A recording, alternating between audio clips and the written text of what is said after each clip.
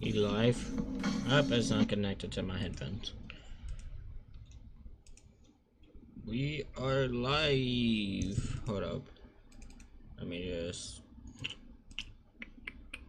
I really need to change my Google name. I may have X. Oh.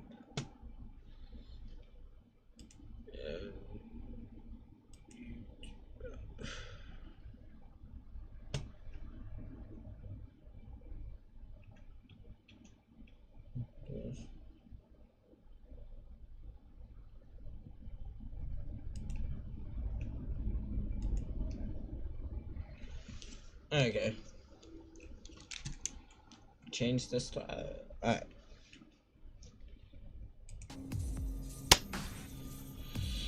Still no camera, but we back again with Fate/Stay Night. Last time we left off, we don't know what exactly did we do. Was someone safe? No, we got home first. It was like around the end of the first day. Let's get to where we were. Oh yeah, we were going to talk to Taiga.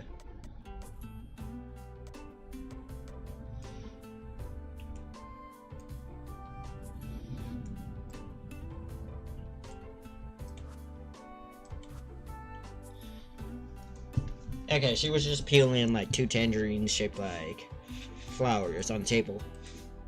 I feel like she's been cursed or something. She can't peel apples to save her life, but her tangerine peels are like work of arts. I decided to take a bath later. I got a bone to pick with you about... I decided to take a bath later. I got a bone to pick with you about the story you told earlier.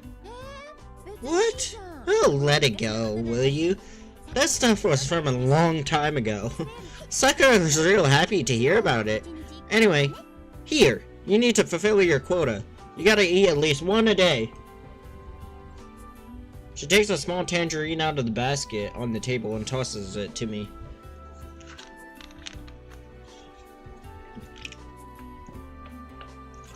I didn't have an energy drink, so I mixed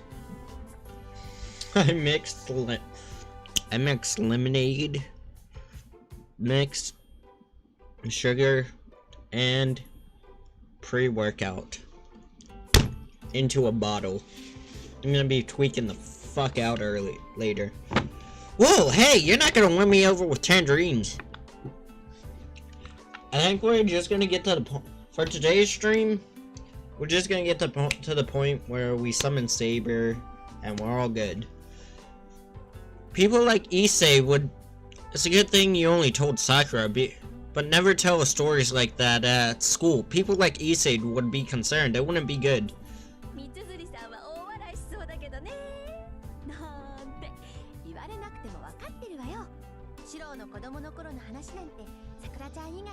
I bet Mitsu would be rolling on the floor laughing if she heard this story. Kidding. I know. I won't talk about your childhood other than Sakura. Anyone other than Sakura. That's not my point. I'm not saying don't talk about it to Sakura either. I'm sure Sakura doesn't like hearing boring ass stories like that, and I know you won't do it again, but if you do, I'll get real mad. I glare at Fujine with all my might, showing how serious I am. The fuck is that face?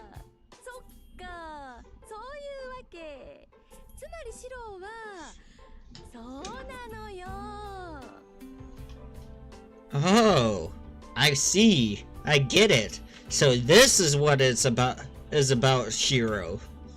Despite my efforts, Fujine grins, clearly pleased with herself.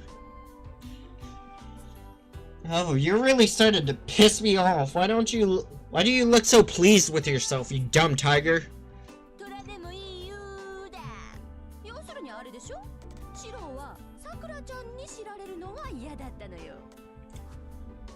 You can call me Tiger all you want, but let me get this straight. You didn't want Sakura to hear that story.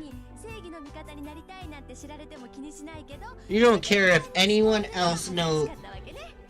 you want to become a champion of justice, but you're embarrassed about Sakura finding out? Well, that's not true! I think. Okay then, I'm gonna keep blabbing. Oh, Shiro has finally noticed Sakura. I hope I don't accidentally start the... I'm hoping that I don't accidentally start the Heaven's Feel route. Because... let's think. I'm trying to remember, because there was a crappy anime released of Stay Night with the Saber route. It didn't do that well. But I still watched it. It wasn't actually that bad. I think just like after seeing Ufotable do Unlimited Blade Works and Heaven's Feel, you're just like, can't compare. I'm a little concerned as an educator, but I'm relieved as your guardian. And at the same time, I might be a little heartbroken as your big sister.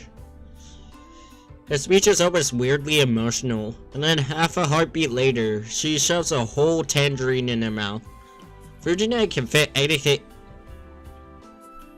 She can fit anything? Anything up to the size of her fist in her mouth. I got something way bigger than that. Hold up, pause.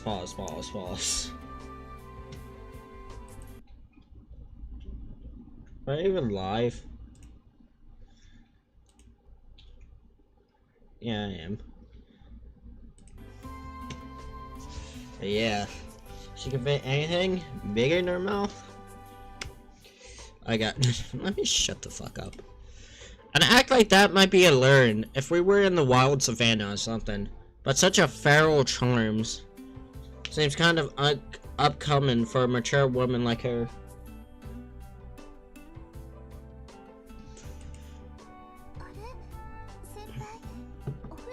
Oh. Weren't you taking a bath? In comes Sakura. She heads right into the living room, having finished up with the dishes. I put it off because there was something I had to talk to Fujine about. Want a tangerine, Sakura? I reach over for a tangerine in a basket. It's unexpected, but there's three of us relaxing after dinner. It's kind of nice.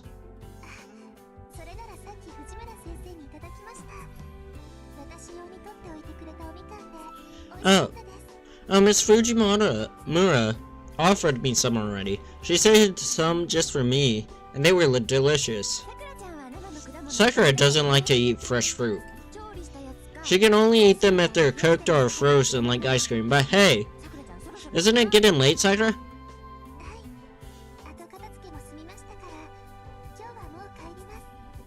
Yes, I finished up cleaning, so I'll be heading home now.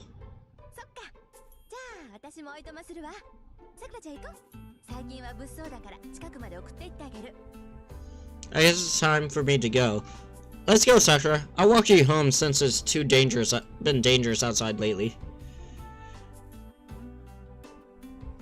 Fujine halts her massive consumption of tangerines and gets to her feet, somehow managing to look bold. The way she gets up gives an impression of a responsible elder. Are you sure? Of course, I'm responsible for you both and for you and Shiro. So I need to make sure to get you home safe. You don't mind, right, Shiro? Don't forget to lock up once the two of us leave. Got it. As long as you're with Sakura, I won't worry. Even if you're attacked by perverts. Or bears.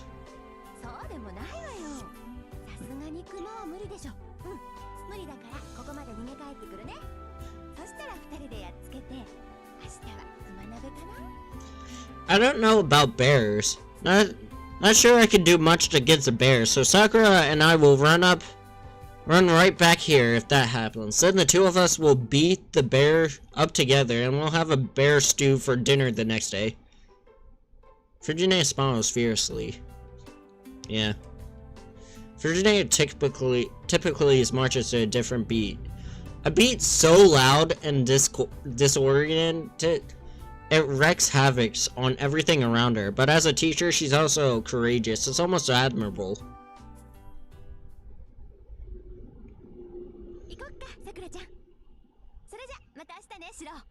Let's go, Sakura. See you tomorrow, Shiro. Have a good night, senpai. Yep. The two of them leave the mansion. I send them off from the front door, and then I lock the door behind them, as instructed by Fujine.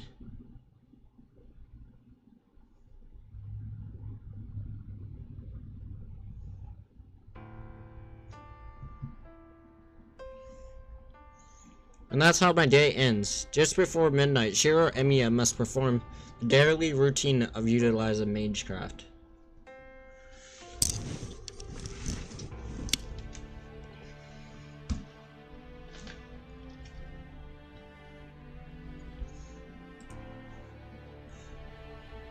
I cross my legs and take position and regulate my breathing.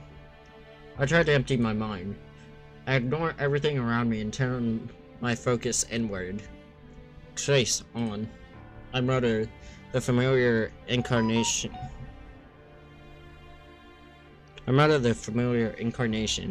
As I'm putting myself in a spell. Now, this is kind of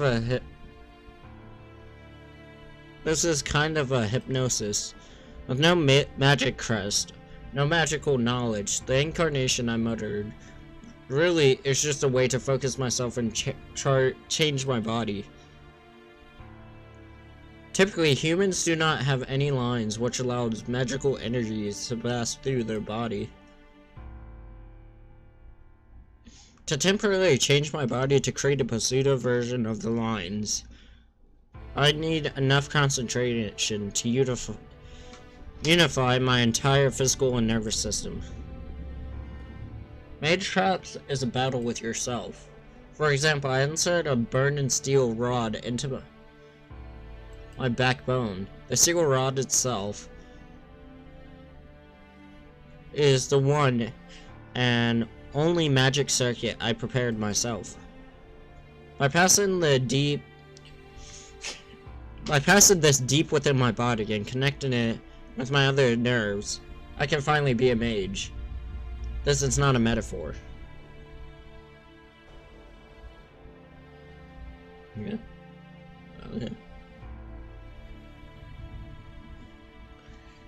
And if you look closely, a series of metal rods, which cannot normally be seen or touched, pierce my backbone. I'm a magician. Kuretsugo Emiya was a mage.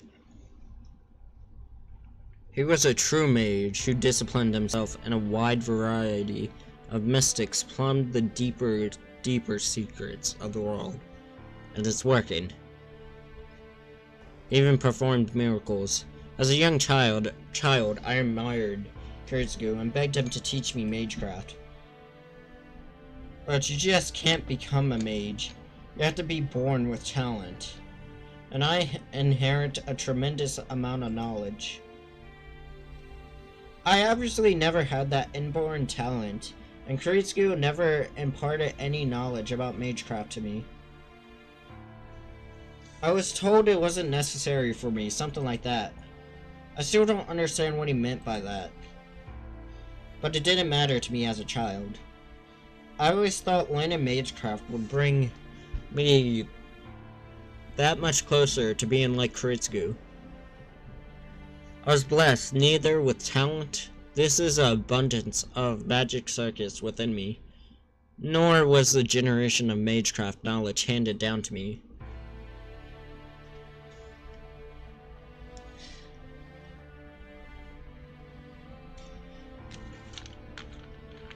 I didn't thought that.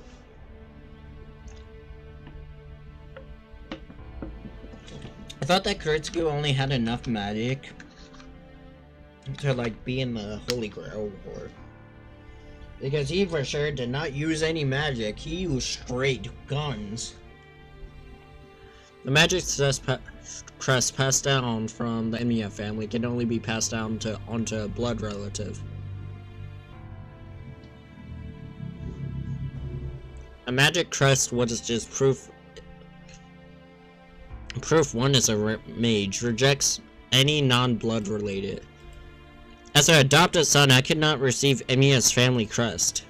Then again, since I honestly don't have any idea what the hell a magic crest even is, it doesn't matter whether or not I have one. It's just a matter of gaining the ability.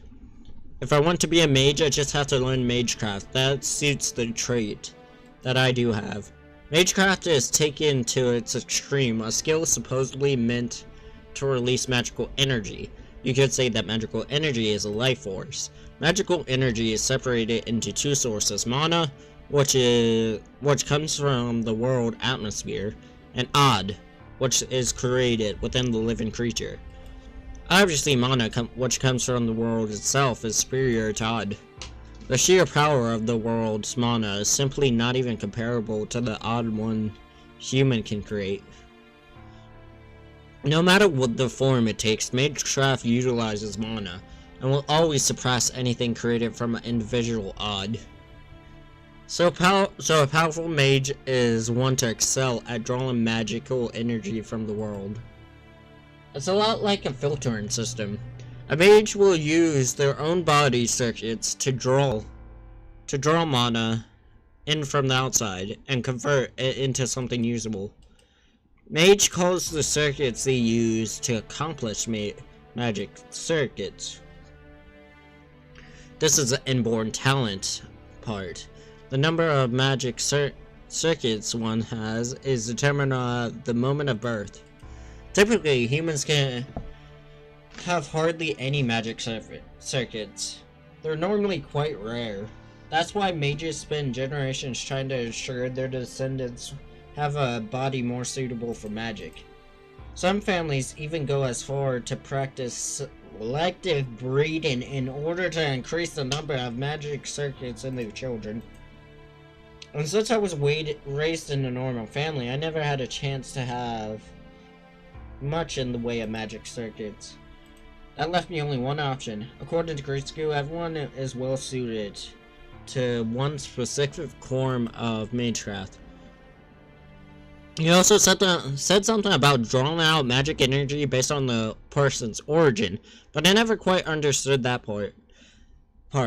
What I understand is that even someone like me can use at least one form of magecraft, and if I can do that, then maybe I can be like Gritsuku. And that's why I've only learned one magecraft. That was 8 years ago.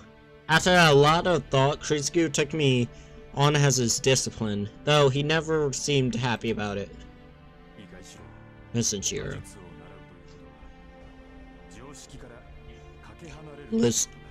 Listen, Shiro.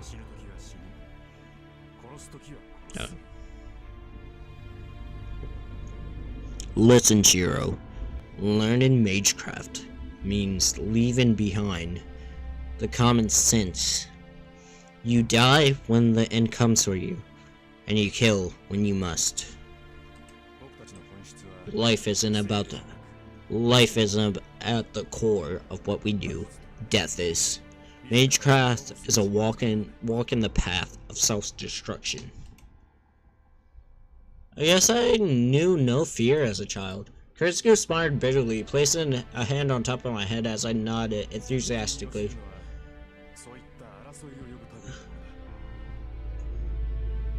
What I'm about to teach you is something that could cause conflict.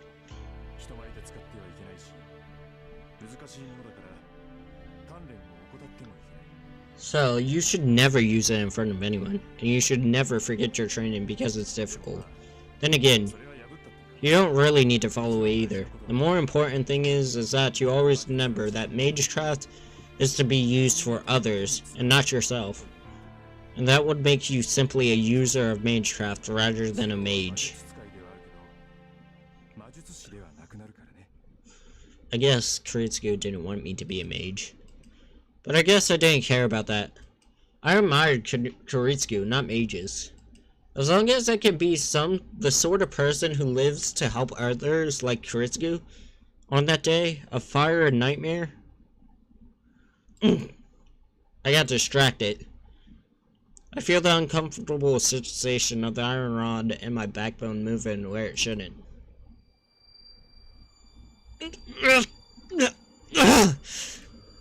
Losing control of my breathing now would be fatal.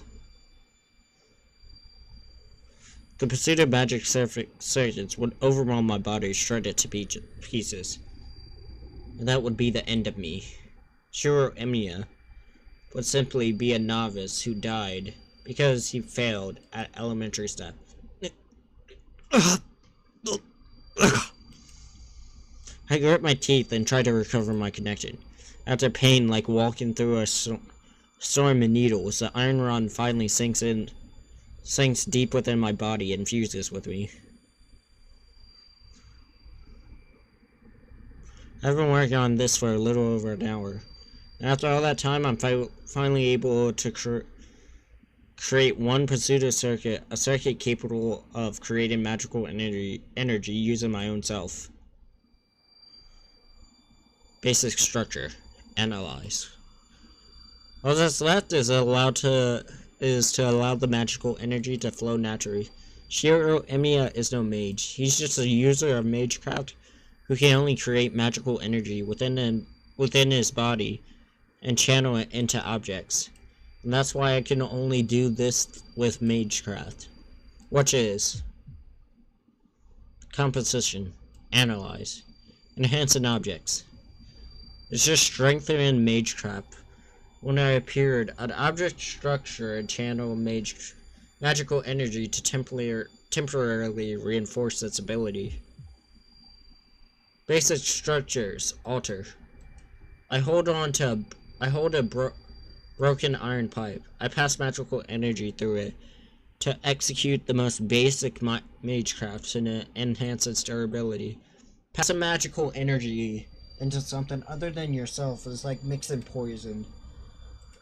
My blood is a far cry from the blood of the iron pipe, forcing an a different sort of blood through my body. An object may well be destroyed. It's rather than enhance it. To prevent that from happening, I need to properly understand an object structure and pass magical energy into it between the small vacant spaces. Composition. Reinforce. This may be easy for a skilled mage, but since I have a hard time generating magical energy in the first place, even a task like this is as difficult as shooting an arrow and hitting a target several hundred meters away from you. A typical archery target is 28 meters away, so it goes without saying how hard it would be to hit a target at 10 times that distance. My body temperature suddenly plummets. The fiery pillar passing through my backbone disappears, and my lungs seize in desperation of need of oxygen.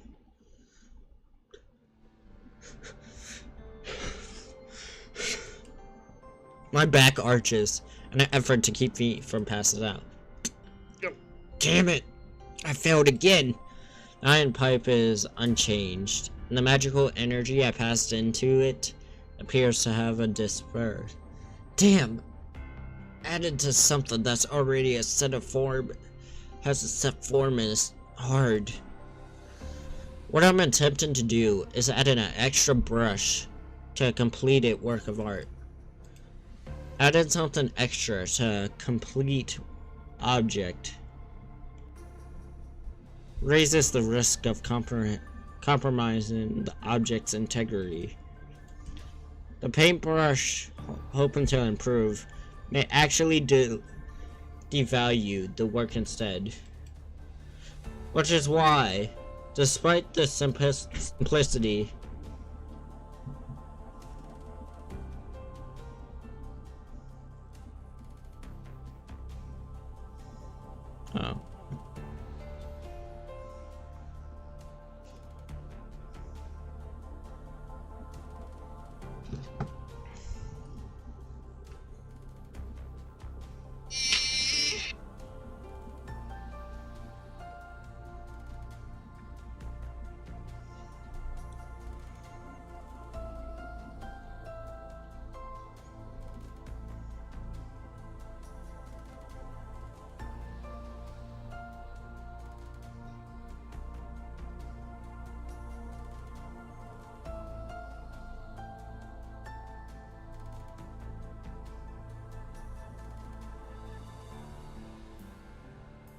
Everyone's thinking, guys.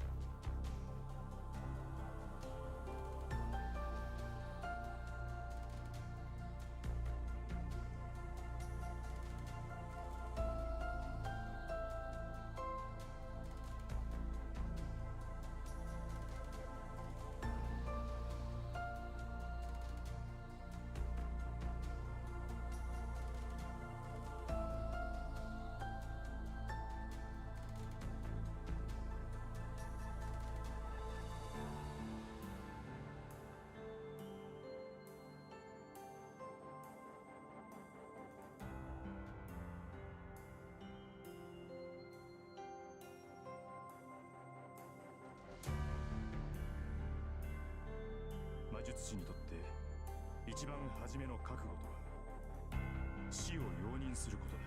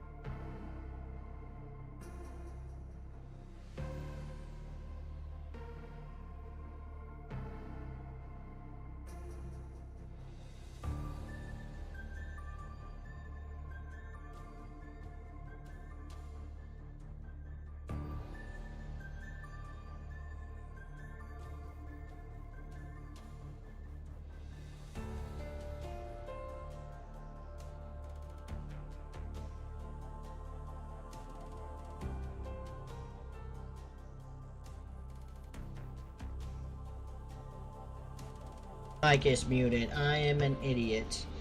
I just don't get it, old man. Why the hell do I have to be a hero of justice? I look at the sky through a window. It's not just about being good for someone. Out of the blue. Saving someone and being a hero of justice are two different things. I know that. But what do I have to do to differentiate them? Yet, understand that crucial concept for the past 5 years.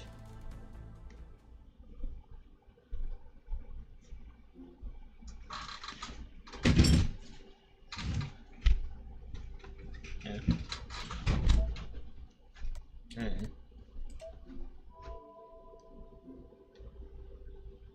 What? How do you like it? How do I like what? What's that? Ooh. See, next time I ask you for something, I'm remember saying I ain't never think to help you. Oh, you actually paid me back, I think. No. I can take it back, but I know you said you wanted an energy drink, right, or something. Yeah. I know it ain't enough for the good kind, but that's all I got. Thank you. I'll go get it on my break. Save.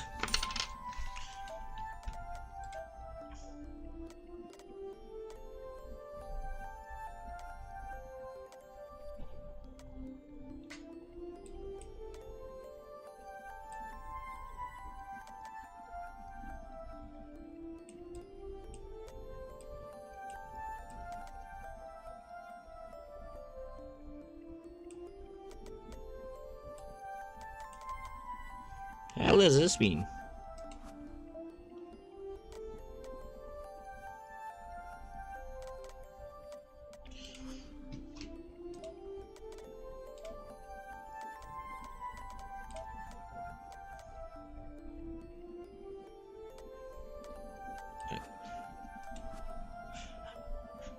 I guess because I didn't hang out with the Sakura much. What was the original plan? I awake to darkness. I guess I'm not much for dreaming unless something big happens. I always have the same dream anyway. Excalibur! I always envision a sword. I have no idea why, but that's the only thing that pops into my head. There's no rhyme or reason to it. Perhaps this is what defines me as well, as Shiro Emiya. I don't have any dreams of my own. The only thing on my mind while sleeping is what others taught me long ago. For example, how to be a mage. Even if I'm not a full-fledged mage, it's only natural for a mage to be aware of the world they're in. But to put simply, a mage is irregular, an outcast from society, a dirty... I'm joking.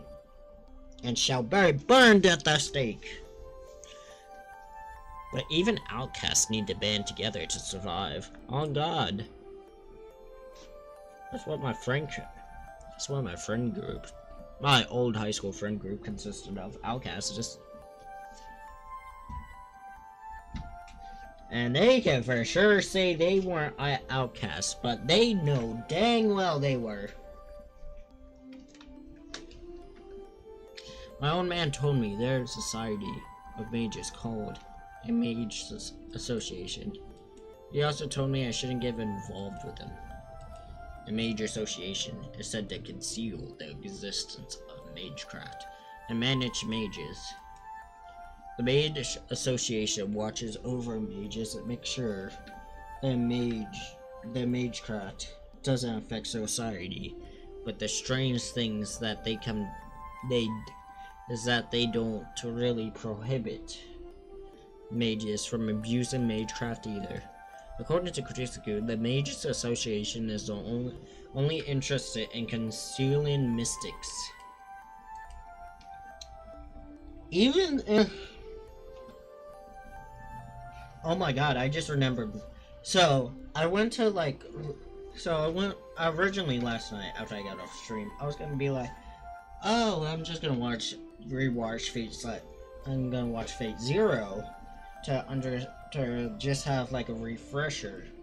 I saw something. I saw Fate / Strange Fate. I was like, there's no way they animated this. And they did animate it last year. And it's like a pilot. From what I saw. Hopefully they release more. That was really good. And I'm glad my boy Gilgamesh isn't getting any data.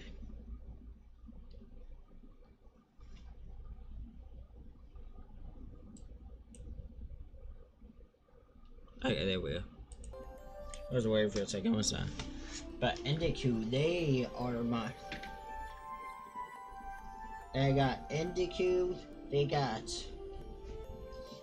Gilgamesh, and they got Jack the Ripper, but not the lolly version in there. They got Lord Elm, they got Waver Velvet in there. And they have, I'm not sure what the other servants are yet. That I can memorize. Let me think. They haven't shown the Watcher yet. But it's based in America, and there was a scene where a mage just gets shoot down. But anyway. But even a mage carried out an experiment that sacrificed, let's say, a lot of citizens. The association wouldn't have punished them. There's priority. I wonder what is like... I know, like, technically all routes are canon, but what is, like, the main, like route that they follow? If it was, like, to continue on. The priorities are expressly and preventing the public from becoming aware of magecraft, which does not mean magecraft is completely banned. Honestly, anything goes as long as the truth doesn't come out. At least that seems to be how that insane bunch conducts themselves. Whatever it is, the Mages Association surveillance is after magecraft research sacrifices the lives of ordinary humans, which in turn risk reveal from their experience of magecraft. And such, the magecraft... Oh wait, I just figured it out. This just means we don't start the Heaven's Feel route. But this, we got 1, 2, 3, 4, 5, 6, 7, 8, 9, 10, 11, 12, 13.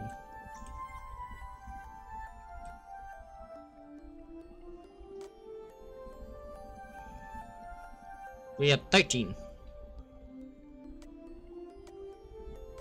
I'm pretty sure this, like, one of these endings go like up here, like, or down here. Oh no, this is all gonna be confusing. Ultimately, mage conducts their research in the privacy of their home, while the world is none wiser. So, mages sometimes go into hiding and escape the association's scrutiny and oversights.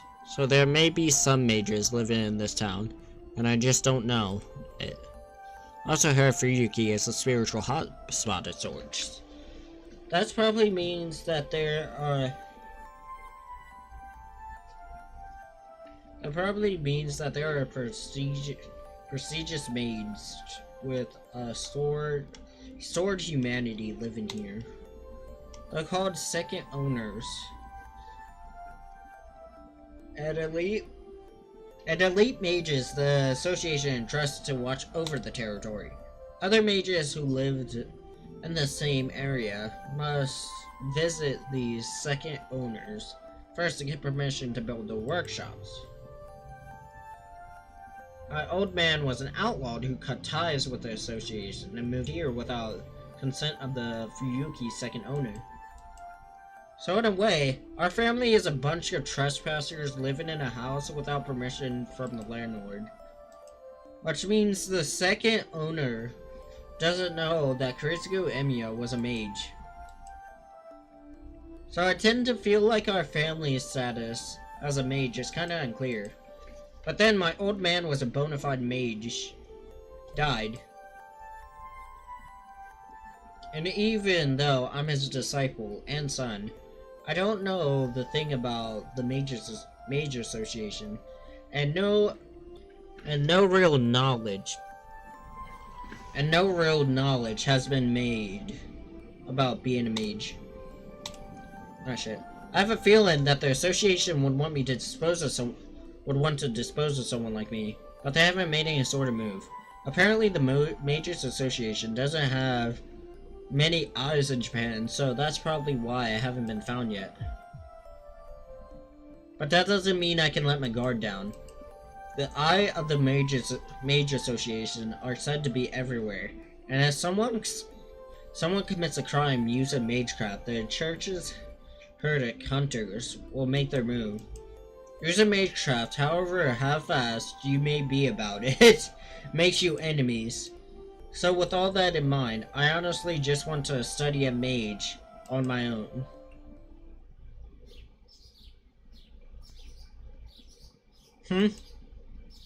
I wake up to the sunlight starting to pour out into the window.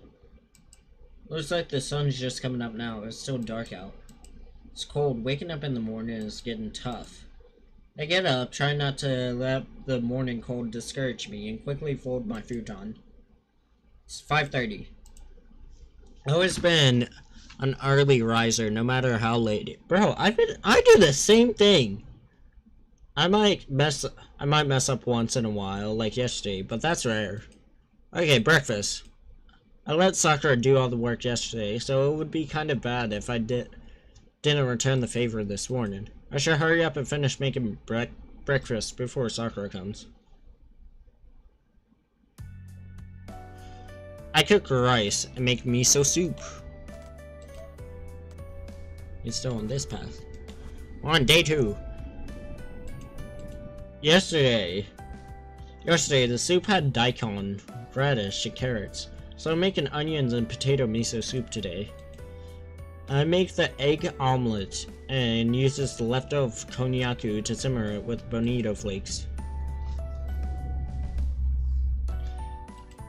I make incisions in the sauce and the sorry fish, which will be the main dish. Sprinkle it with a little salt, and all I have to do is broil it. But it can wait until the last minute. Okay, that'll do. It's almost 6. I finished earlier than expected, then I had some time on my hands. What should I do in this extra time? Can I have a choice? No, I didn't. I guess I'll work up a sweat in the extra if I have so much time. Morning exercises is my daily routine, so I might as well do some workouts. There's a respectable dojo built in Emiya's house. Okay, we already read it. Well, Fujine uses it once on a whim sometimes. Fujine apparently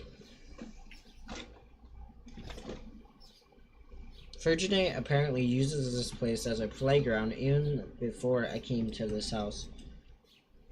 But then I became Kuritsugu disciplined and started using this place more often. Fujine hated me for a while. Anyway, there's only one thing I do here. Training to be a mage means I can't neglect training my body.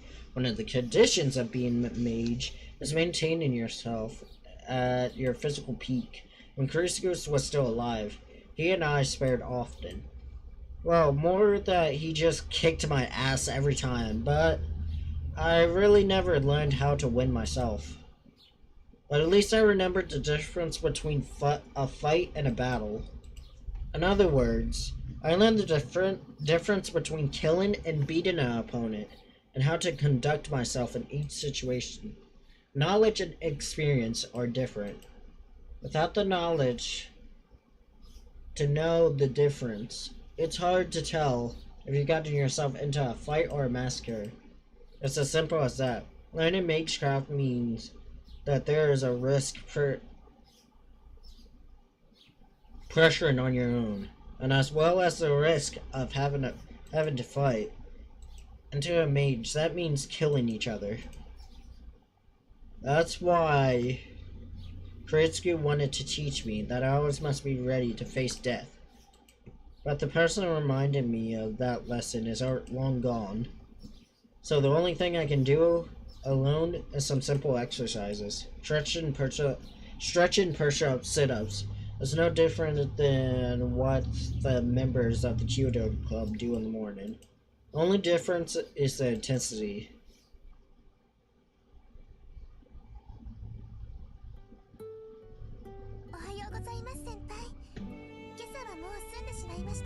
Good morning, Senpai. Did you already finish preparing breakfast already? Yeah, I got it all done. All that's left is to do is set the dishes and grow the fish.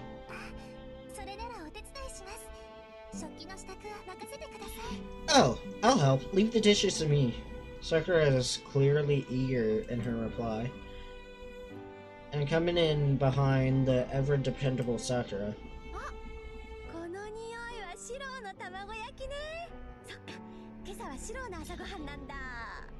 Okay, so you don't want to be called Tiger. But you have a tiger on your mug. I smell Shiro's omelet, so he handled breakfast this morning, huh? Fujina casually heads to the table. But let's just ignore her for now. I need to grill. Ugh.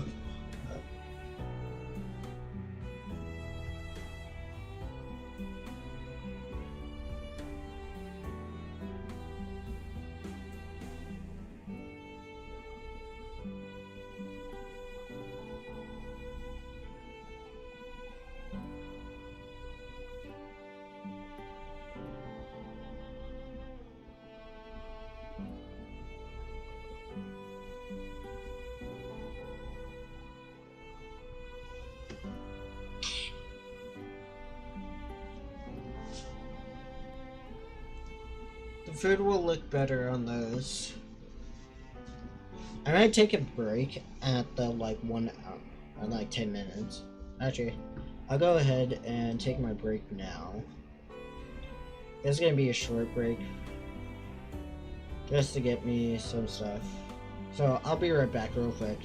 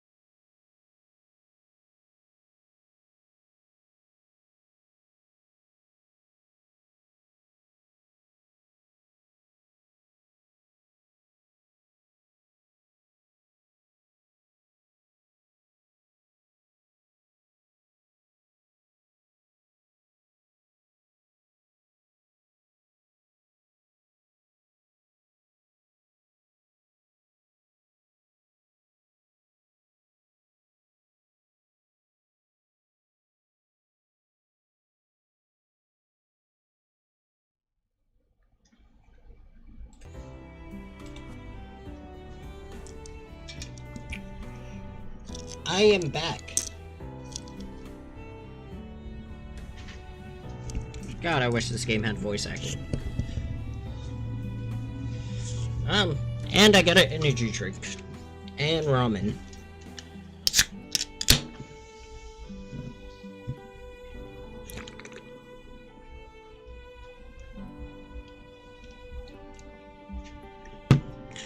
Anyway, let's get into this. Sakura use the middle of fuck.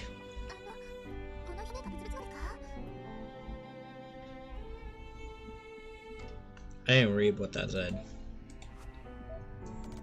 Sakura uses the plates with bumps on the surface. Yeah, those grilled meals are not so good. Alright, granted the Daikyon.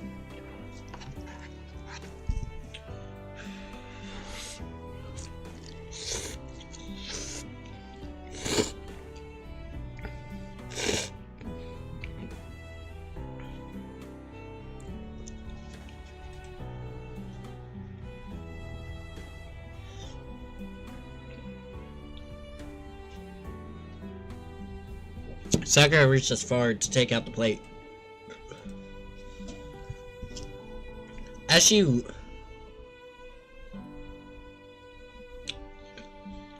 reaches out, I think I see a faint bruise on the back of her hand. Sakura, hold on a minute.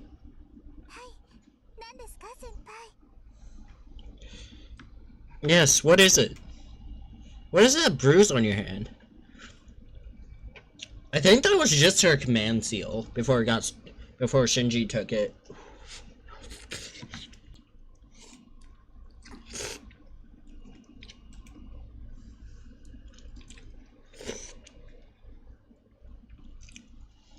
She averts her eyes, looking uneasy.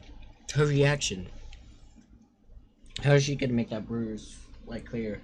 Hold up, I gotta plug in my phone before that hoe dies.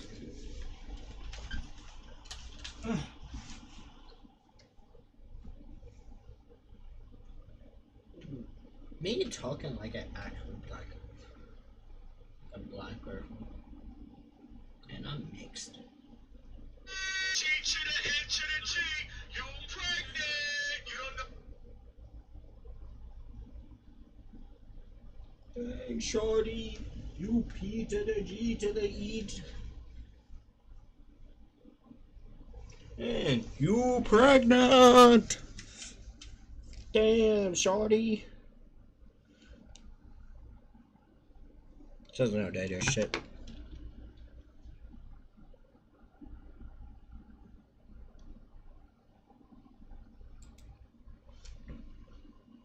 Her reaction is making the bruises more her reaction makes how she got the bruises clear.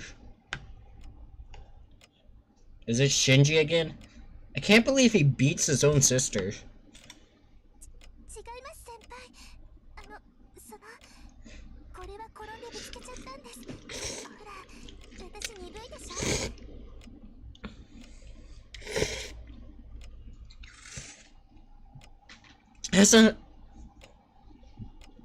That's not it, senpai. Well, I got this when I fell. You know how clumsy I am. That's why I'm always falling and getting myself hurt.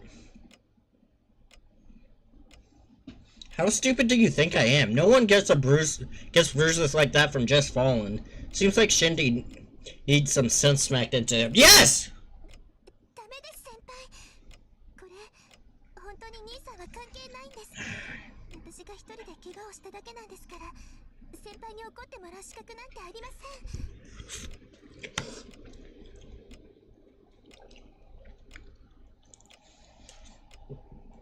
No, senpai. My brother really has nothing to do with it. I just hurt myself, so there's no need for you to be angry for me. Sakura falls silent. Sakura seem docile, but she's surprisingly stubborn. It's no use saying anything to her now. Fine, if you say so, I'll leave it at that.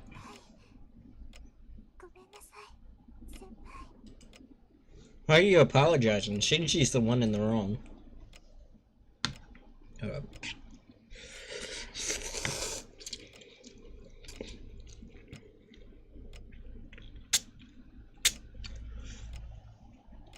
Man, poor people ramen noodles taste so good.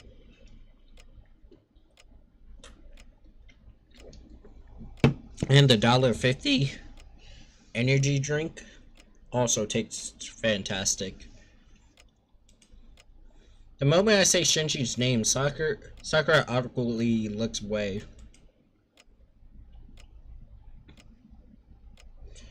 It can only mean he's the one who caused the bruise on her hand. Is there still a decision I can make? Or no, I already made the decision.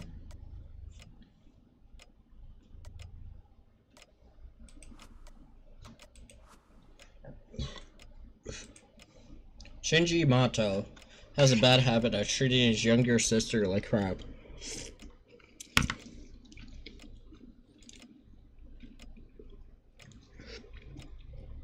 I noticed it about a year ago. Every now and then I see Sakura injured, and she always made excuses whenever I asked what happened.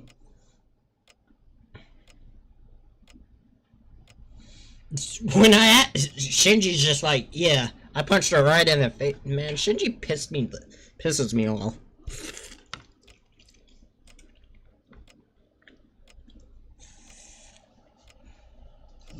I asked why, and he told me that it was because he's done something that he hasn't had it like.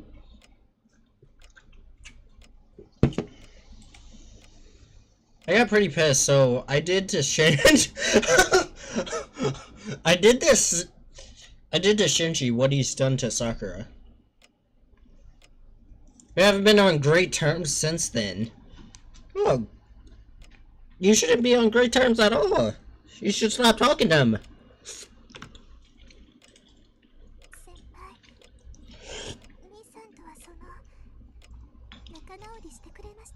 Hell no! The fuck would I make up with him for?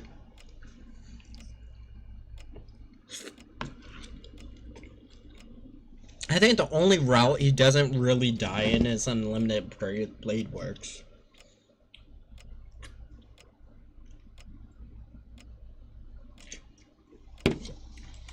Huh?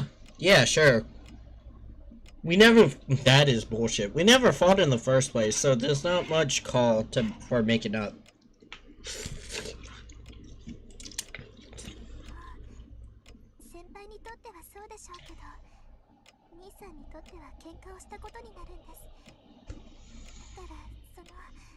Shinji pisses me off. He's like...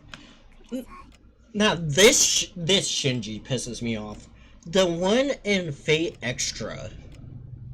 God, he is like he's like a save-in to Shinji's character, like, just by a bit. Because the relationship he has with his servant, Ryder, and Fate/Extra is absolutely perfect.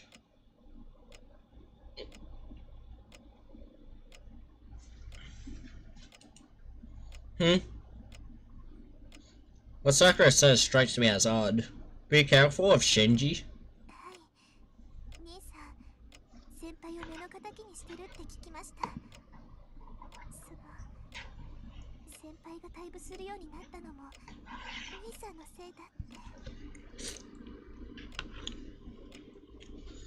He's angry with you, and I hear he was the very reason why you quit the club. Shinji had nothing to do with me quitting. Well, it might have been a factor, but it's nothing that you should worry about Shinji's rights.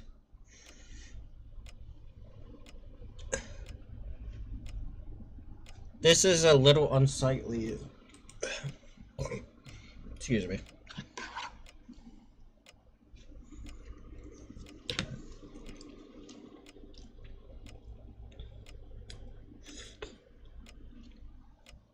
I point at my left shoulder. There's a little scar there.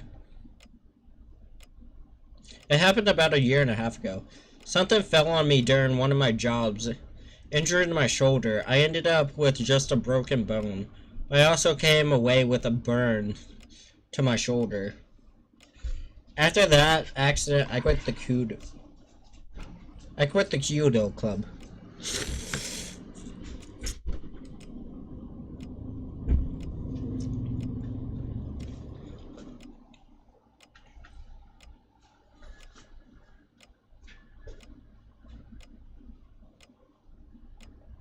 Our school's judo club, out of respect for formalities, allows students to perform sacred shooting rituals.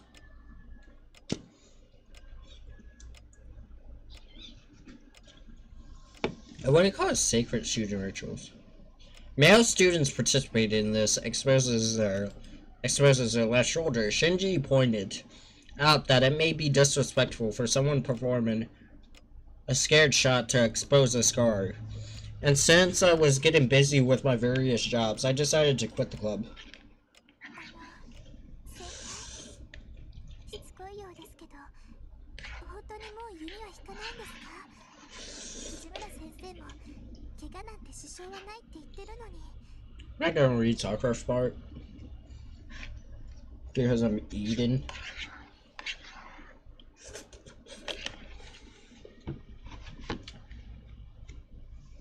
Well, imagine instead of my YouTube name, instead of Joey the Pokemon Trainer, there's Joey the Freakymon Trainer. And instead of recording gameplays with low quality edits, I'm just really free.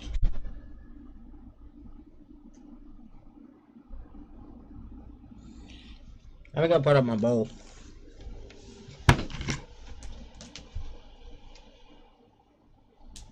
I'm smelling it.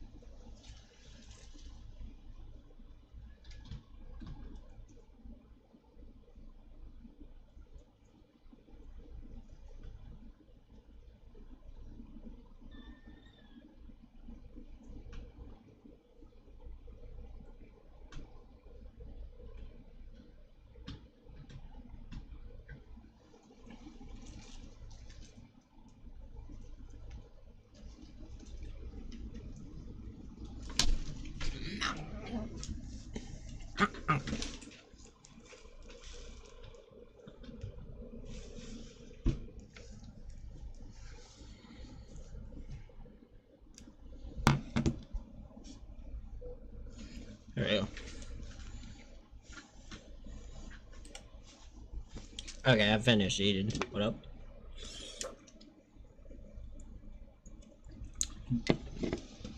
Ha!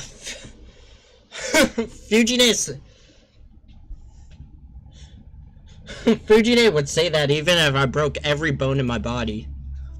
先輩、私真面目な話をしているんです。Senpai, I'm being serious. I know I should give her a serious answer, but unfortunately I can't give Sakura the answer she's looking for.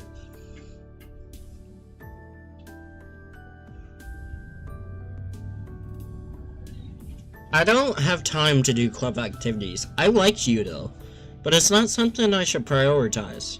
So I think I'll give it a rest for a while. How long is a while? Well, it's just a high school club. However long I feel, or maybe until it's time for you to graduate. I'm looking forward to having you look after me then, Sakura. I pat Sakura on the shoulder.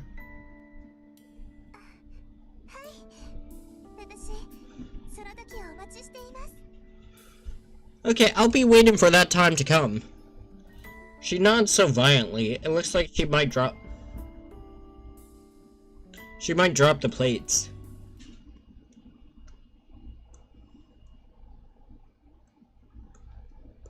It's almost 7:30. Sakura and Fujine have long since left the house for their morning club activities. I went to school early yesterday because Ise asked me to, but I leave the house at a usual time today.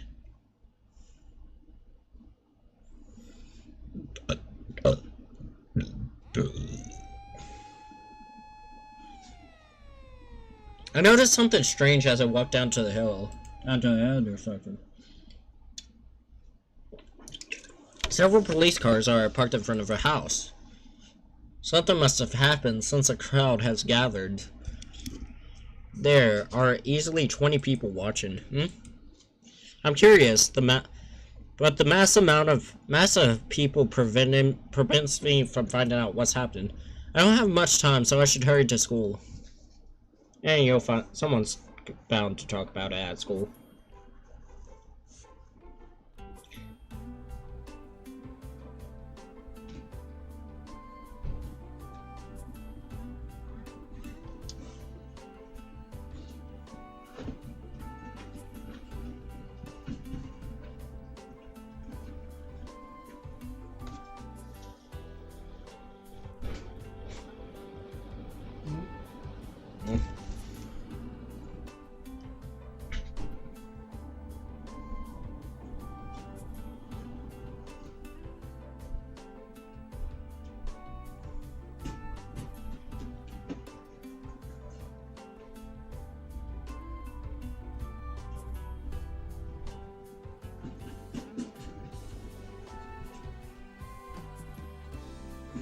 Oh.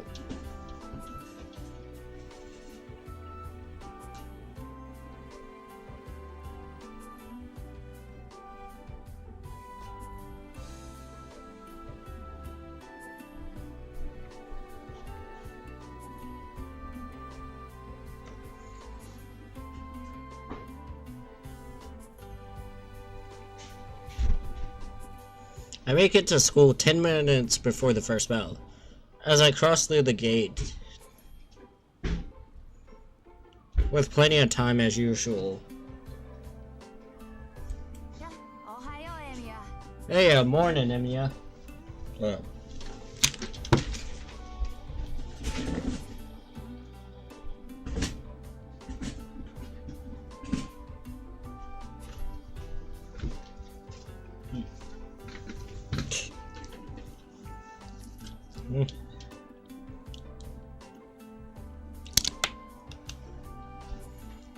I run into a familiar student.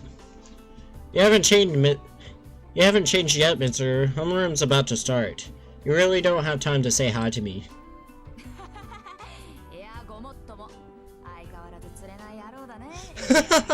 You're absolutely right. Matter of fact, as always, Emiya.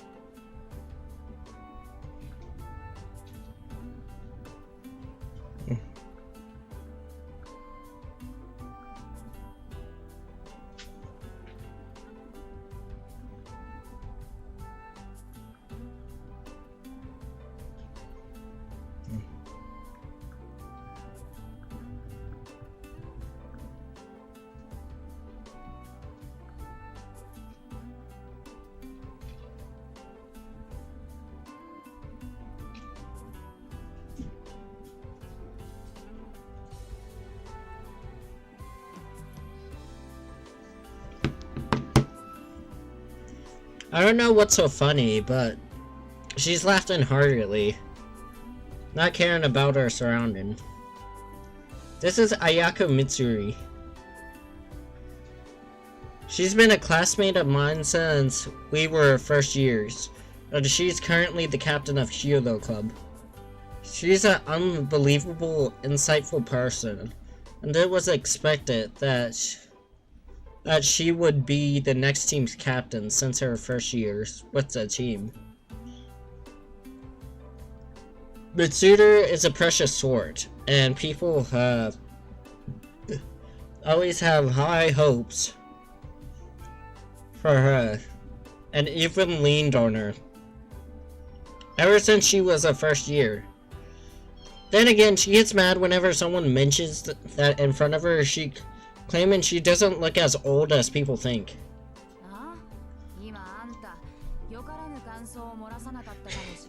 Huh? Were you thinking something bad about me? I wouldn't dare. Just make an observation. I wouldn't dare. I'm just telling the people who are reading about you and your observations. If you want to get angry, just make your observations. If you want to get angry about something, about it, that's your call.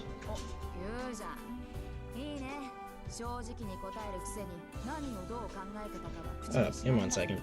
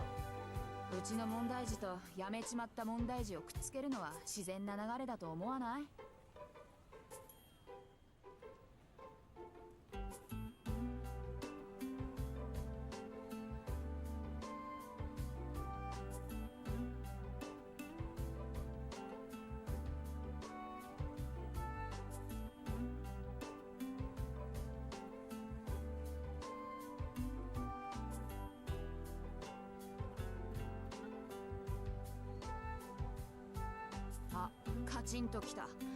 あんたね、弓道部の話になると急に冷たくなるでしょ。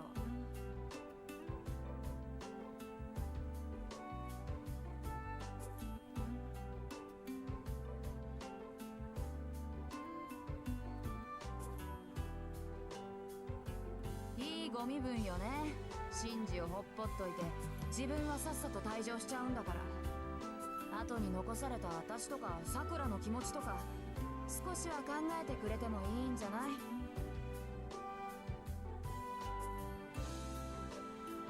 あいつが何もやらない日なんてないけど、まあそれにしても昨日のはちょっとやりすぎか。1年の男子が1人辞めたぐらいだから。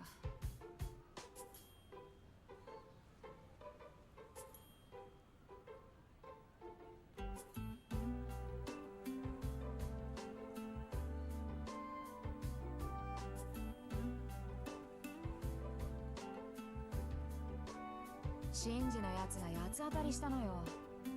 わざわざ女子を集めてね、夢を持ったばかりの子にシャをさせて的中するまで笑い物にしたとか。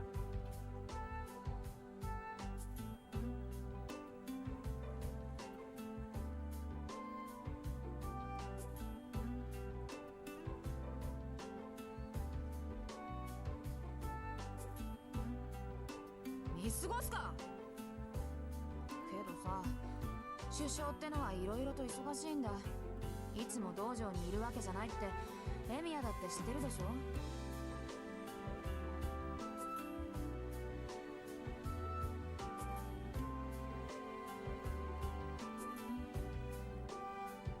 呆れた。エミヤってば本当にあれだ。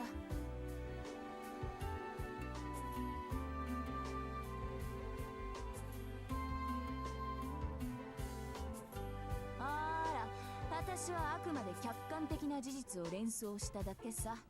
それで気を悪くするのはエミヤの勝手だね。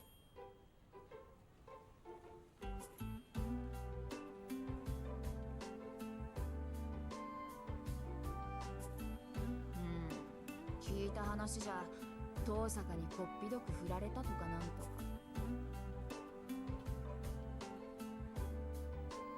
うちの学校にあれ以外の遠坂なんていないでしょ。2年 A 組の優等生ミスパーフェクトこと遠坂凛よ。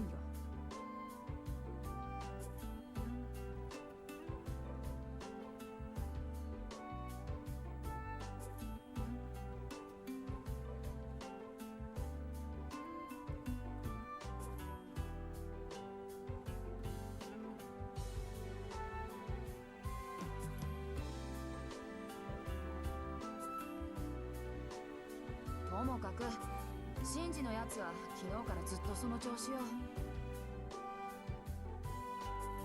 おかげで私もこんな時間まで道場で目を光らせてたってわけ。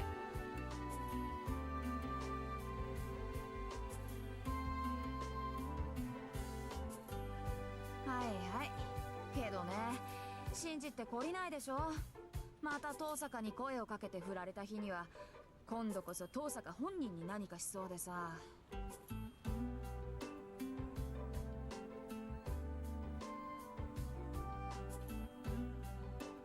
けど相手が近寄ってくるんだからしょうがないじゃない。遠坂さ、なんか知らないけどうちの道場よく見学に来るのよ。エミヤは辞めちゃったから知らないだろうけどね。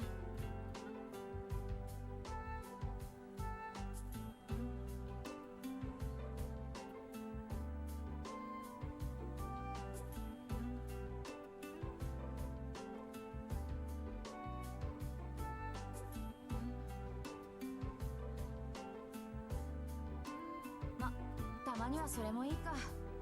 あいつもお高く止まってるし、一度ぐらいは痛い目に遭うのもいいかもね。お気の毒様っていうか、ご愁傷様っていうか。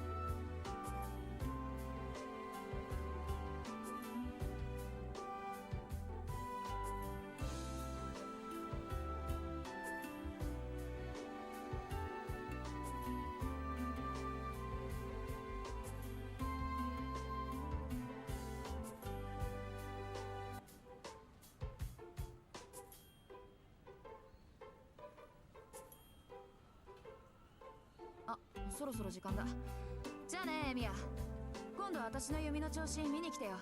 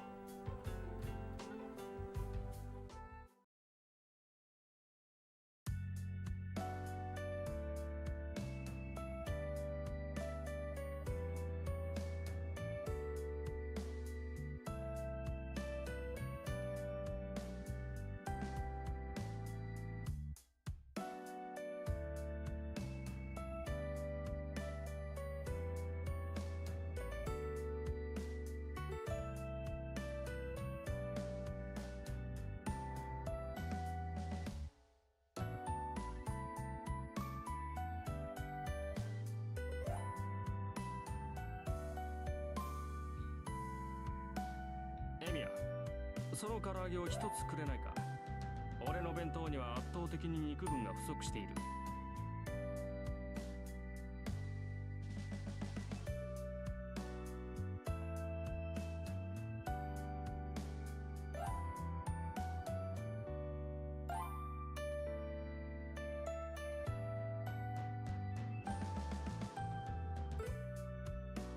何を時代錯誤なことを。これは単に親父殿の趣味だ。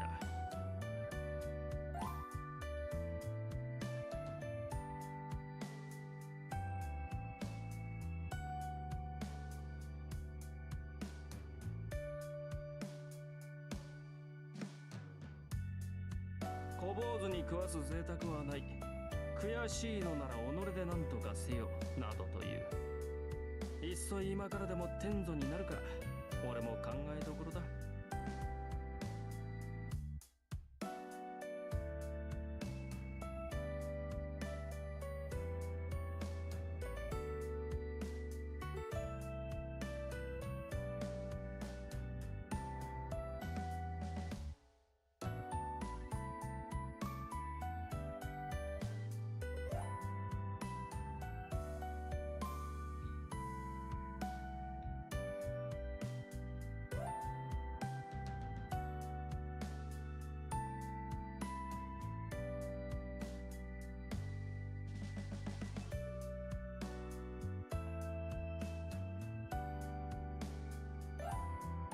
いやいや、ありがたく。これも托発の修行なり。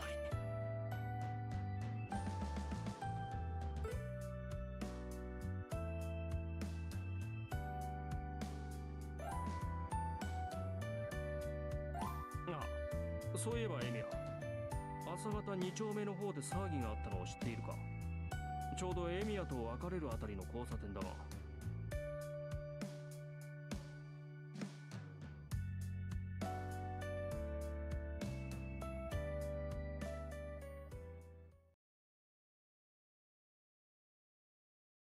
なんでもな、殺人があったそうだ。詳細は知らないが、一家4人中助かったのは子供だけらしい。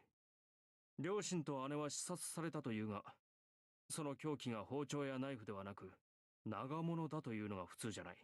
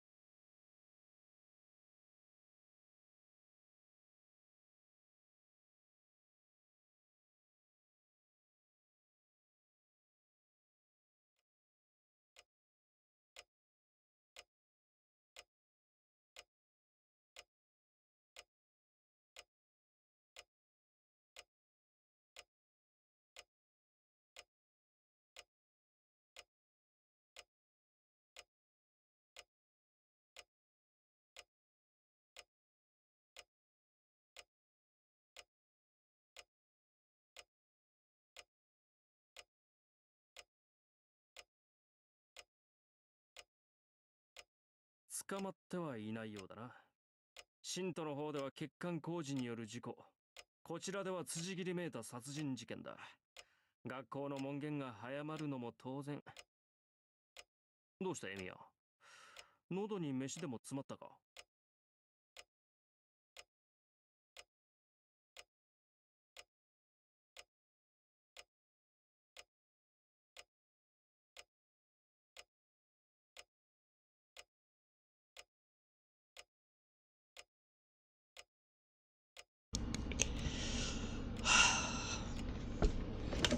I'm gonna go.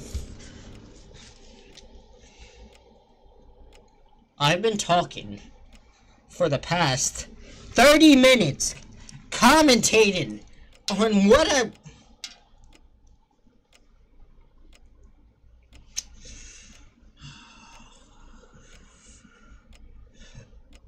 I do this way too much, where I accidentally mute my mic, and I forget to unmute. What I was saying was that I was getting tongue-tied when I was reading. Y'all didn't hear it, thankfully. But I was like, I feel like it's a... God dang it, I have to use the bathroom!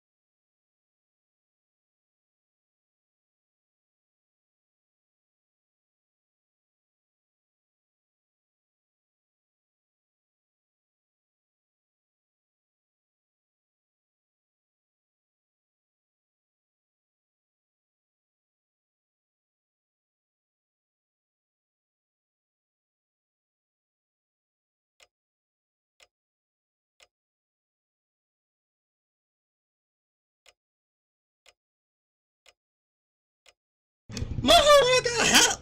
Nah, I'm joking.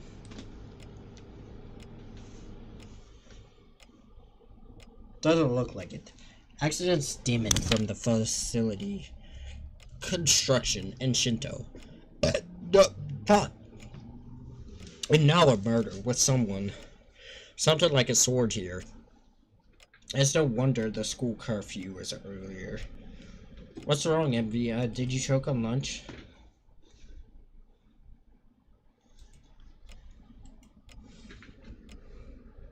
No, nothing. Why do you ask?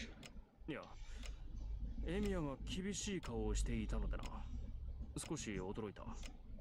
すまん。食事時の話ではなかったな。Well, you had a stern look on your face. What surprised me. Sorry, I shouldn't bring this up while we're eating. Issei apologizes and tries to lighten the mood. I actually don't mind topics like this, and I didn't even realize I was looking for severe. Let's see how the flowchart keeps looking. We got two choices. And we're already...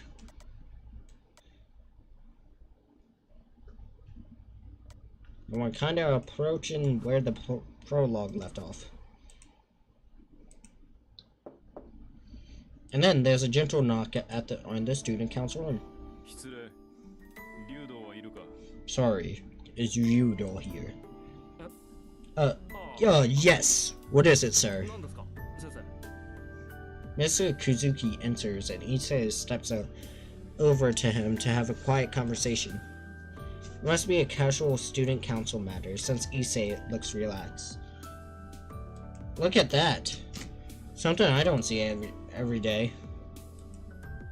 Issei is surprisingly shy. He keeps his distance from classmates and even teachers. But for some reason, he's warmed up to the student council advisor, Mr. Kuzuki. Maybe they get along together because they're both straight-laced. Soichi Kazuki is a homeroom teacher for class 2A. He is very serious and kind of weird. Some part is probably why Issei gets along so well. The two continue to talk. As I watch them, I can't stop thinking about the murder.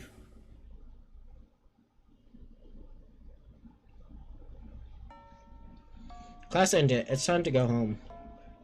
I can't wander around because I have work today. I shouldn't do anything at school. I should probably head straight to the neighboring town, but maybe the morning conversation bothered me more than I realized. The next thing I know, I'm at the Kyoto Club. What the hell am I thinking? Mitsuru or Rin? It said Rin Tosaka frequently visits. Well, I had thought of that, but I think it'd be a problem if Shinji got violence against Tosaka. Shinji's unstoppable when he gets mad. Shinji lashing out at Tosaka because he rejects him would be bad. I don't exactly know how, but it'd just be bad. Oh, Tosaka's not even here. Tosaka is nowhere to be found around the dojo. Mitsuri would worried for nothing. Who's not here? Ugh. I'm asking who's not here. Issei, who I thought I parted ways with, is standing right next to me. Why are you here, Issei? Don't scare me like that. Oh, I saw you snooping around the dojo, and I thought I couldn't help but come check it out. So, who you saying's not here? Oh, it's Tosaka. I heard she spat with Shinji yesterday, so I wanted to make sure that things were okay. Is that so?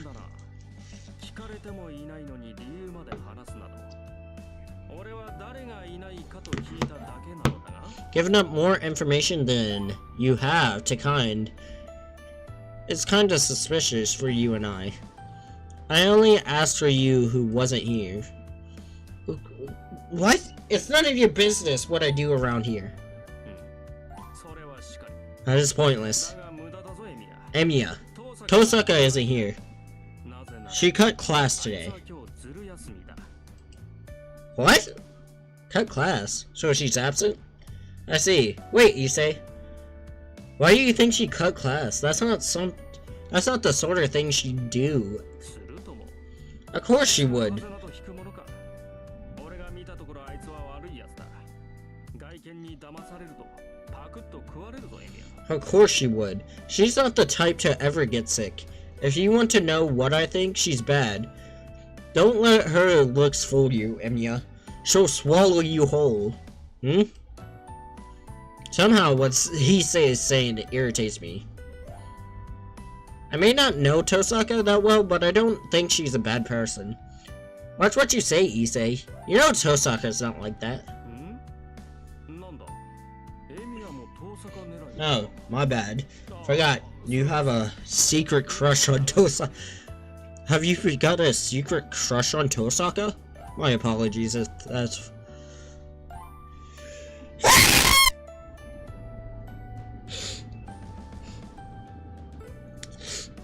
I sneezed.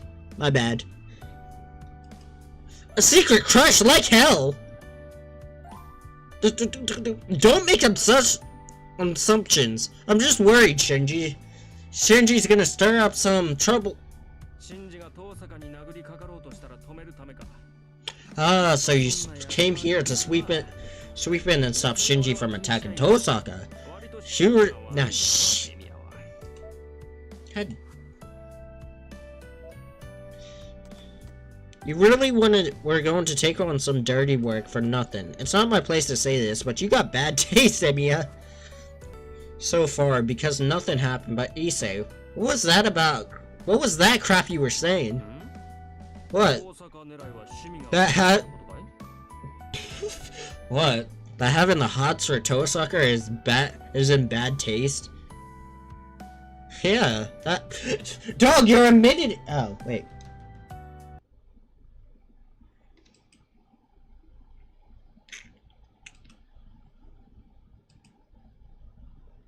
Okay, there we go. Every second, like, sometimes I go on a yapping streak, and I completely forgot that my stream cut off. But, yeah. Yeah, that. Dog, he's admitted to having a hot for her. Too bad we ain't getting with her. We're getting with Saber. I haven't heard any bad rumors about her. ああ聞かないね。 No, you haven't. And that's what bothers me. What part bothers you? I feel like I'm changing up his voice now. Everything about her. That woman's a vixen, a mix, a monster. Anyway, instinctually dislike her. My advice to you is to not fall for her. You're the one who's always warning people not to talk bad about people behind their back. Oh, come on. This hardly counts as gossip. I'm even talking loud enough for others to hear that. No wonder I sense people watching us. Well, that's a relief. I'm really glad Tosaka's absent today. Issei, please. Can we talk a little quietly? エミヤがそういうのなら。 If you say so. Understood. But I have you know, my words are hardly slander. 単に竜道一世が遠坂凛を警戒していると言っただけだ。あくまで個人の趣味嗜好 Well, I can try no more. No.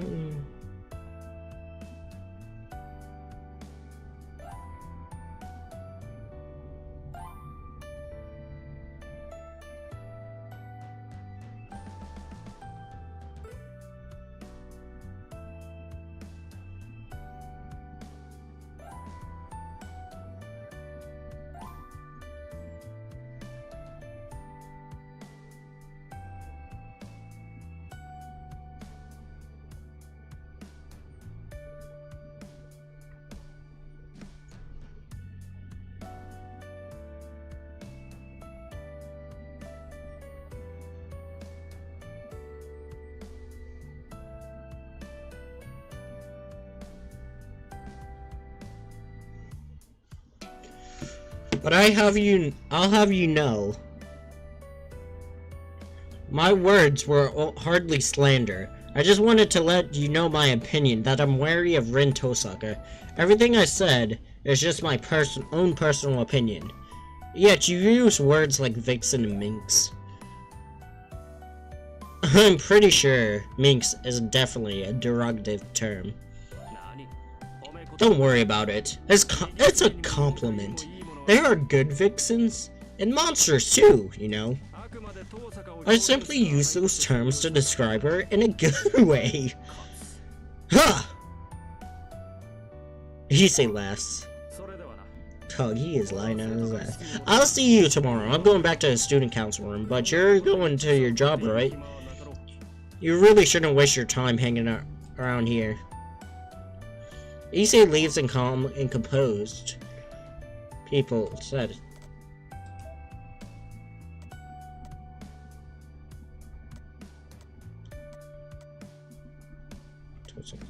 Oh, I see what goes on now. It depends on the route we go towards.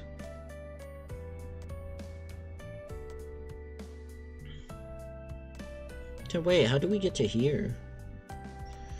I get that this path that we're on is like the fate path. But we go down and we get to this path.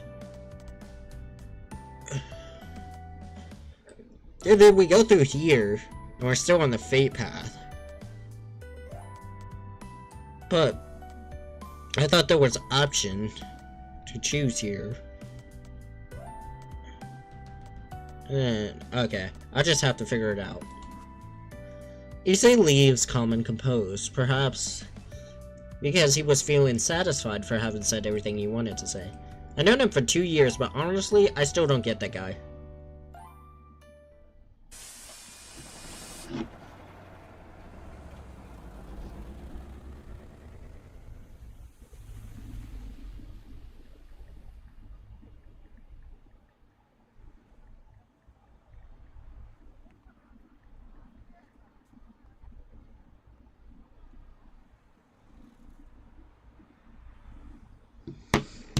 I rode the bus from school for 20 minutes.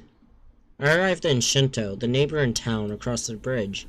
Oh, it's not even 5 yet. I still have some time.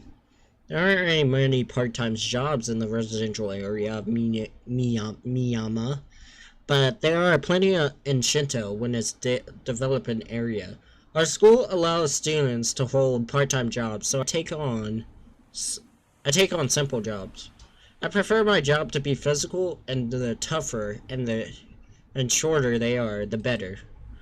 I get paid all while training my body, so it's like killing 2 birds with 1 stone. Today I worked from 5 to 8. 5 to 8 o'clock. Wait, that's not many hours. That's like 5. 1, 2, 3. That's only like 3 hours of work. For a simple loading job. It may just be 3 hours. Oh, he just tells me how many hours it is. But it feels more like 6 since they make you work without a minute's rest. Which means I need to rest when I have the opportunity, even if it's just for 10 minutes.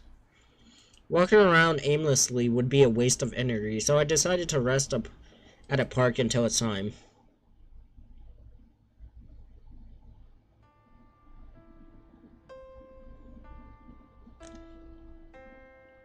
This park is nestled between buildings. It's like a giant plaza, full of trees and shrubbery.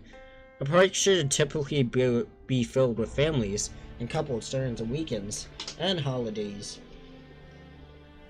But this one's deserted at this hour. In fairness, this place is always desolated, no matter what time of day. This place is the same as always.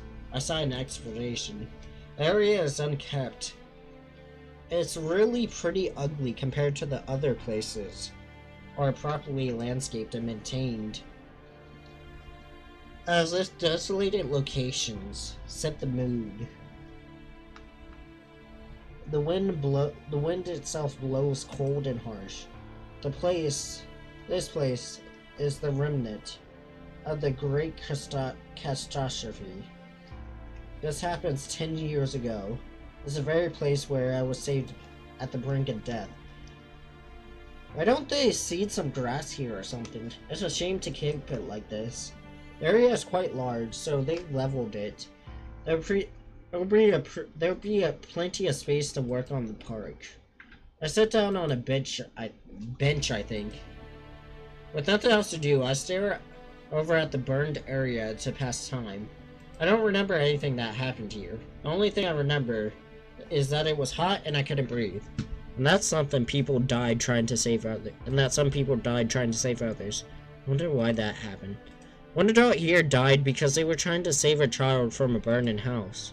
Another person was offered all the available water to extinguish the raw, parched throat, while the others in the same situation died. Someone here tried to flee the fires as fast as they could, but the people left behind died, and someone died because they gave whatever it was that kept them alive to someone they didn't even know.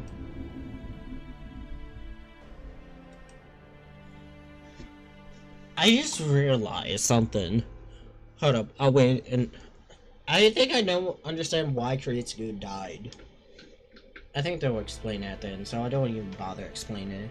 I just think about people trying to help become victims for their troubles, making me angry.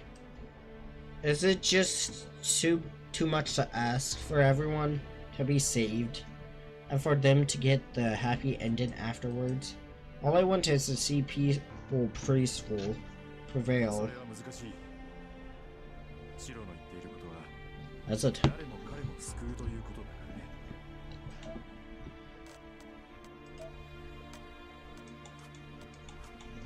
I like looking at the flowchart. What's the essential saying that you want to save everyone? That was Kuritsugu's response under the question when a very young me asked it. As a child, I obviously refused to accept the idea. But you saved me, Kuritsugu. I knew you were a magician, and you could do anything. I knew you were a champion of justice, who wouldn't let anyone suffer. And you did it without asking for any reward. That's why I always believed you managed to save everyone back then. In response to me shouting at him, Kuritsugu looked more troubled than I ever seen him. Said something I remembered that day. Saving one person means you don't save someone else. Listen, being saved by a champion of justice only means you're one of the few that they managed to reach. It might be obvious, but that's what a champion of justice is. Yeah, I get that. Now that it's being pointed out, it seems obvious. Imagine if there was a burglar and some hostages, and the burglar intends to kill the hostage. Under normal circumstances, a majority of the hostages will probably die.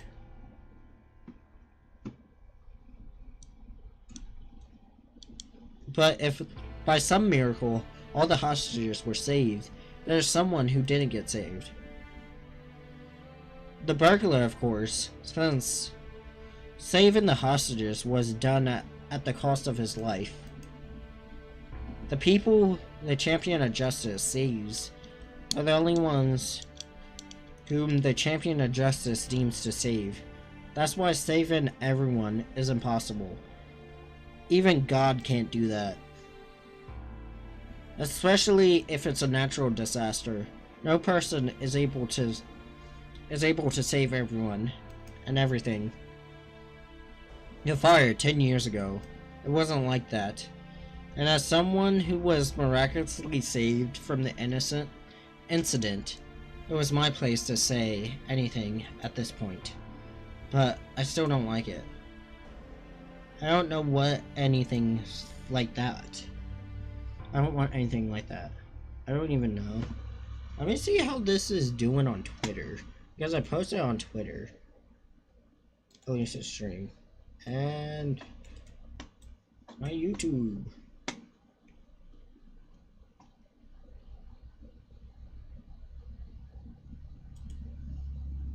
Mongrel.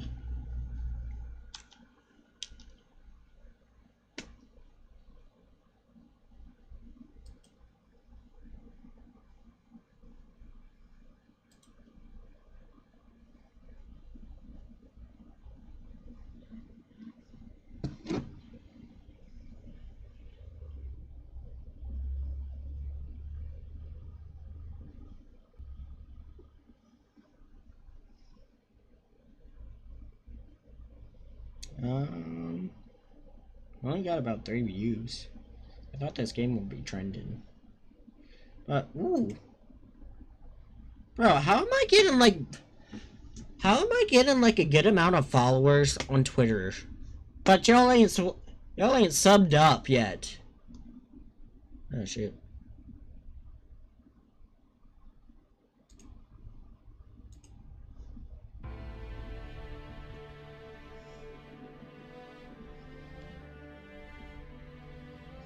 Okay.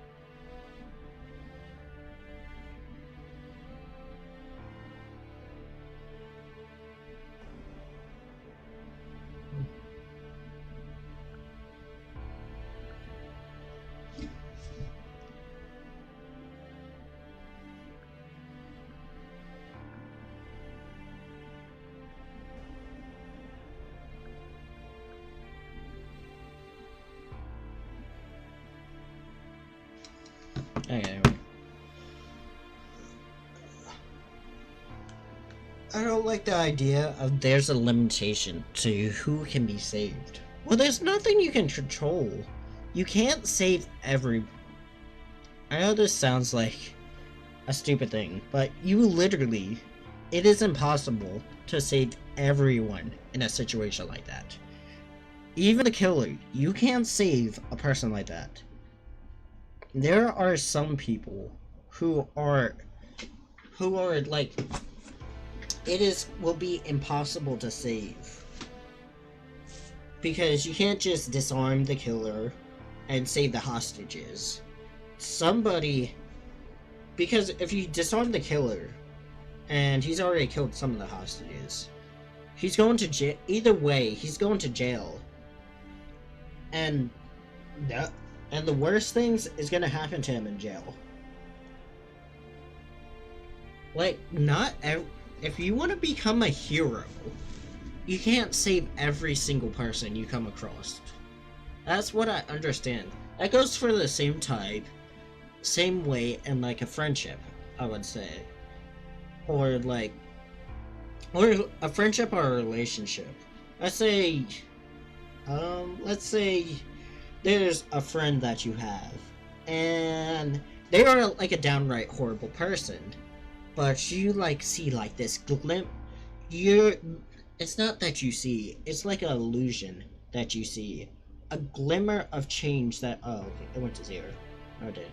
You see a glimmer of chance to change for you to help them change. That is downright a hero. White knight complex. You're just like, if I try hard enough, maybe I can change them and make them a better person. But it's not gonna work like that. It's just gonna cause you more pain and agony than any other person can do. Whether you save them or not, you're gonna learn how actually fucked up the person is. And sooner or later, you're gonna realize that, oh, I can't change this person. There's nothing I can do. Now I'm trapped in this friendship slash relationship because I want to at least keep trying to change them, and I don't want to push them away and cause them more harm. It's just like impossible to save everyone. Sometimes it's even worth it if you just save yourself in some situations rather than saving somebody else. I'm talking like that because because I have experience, and I used to have like a white knight complex where like I thought that every like person who had like issues or like a problem, I would like be able to jump in like that and fix it and like just save them and receive like glory and everything, when in fact I would do jack shit. I would just make it 10 times worse. And it took me getting out of high school and going through like a really bad friendship with a person to realize that I cannot save anyone. Not saying that I can't save anyone. There's just certain people it's not worth saving. Anyway, no matter how impossible it may be, I need to reach out to help.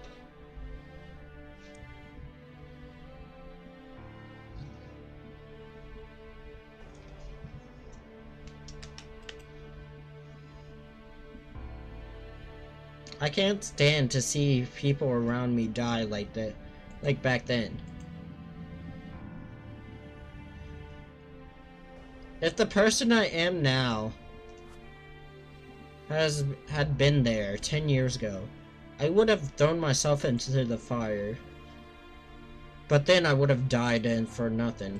That would have happened for sure. Jeez, I can't even fantasize in my head. Stopped by the park before work. That might have been motivated me to push myself harder. At the train station, the night is just getting started. There are a bunch of people milling about, and an endless stream of cars on the road. Guess there's no need for me to get something for Fujine. I walk along the path and I gaze up at a lighted building. It's the biggest building in Shinto, so I can't see all the way to the top.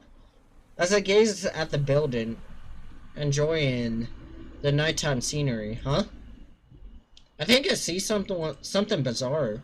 What is that? I stop and try to look at the very top. I squint, trying to bring what I see into focus, but it seems like staring at a grain of rice.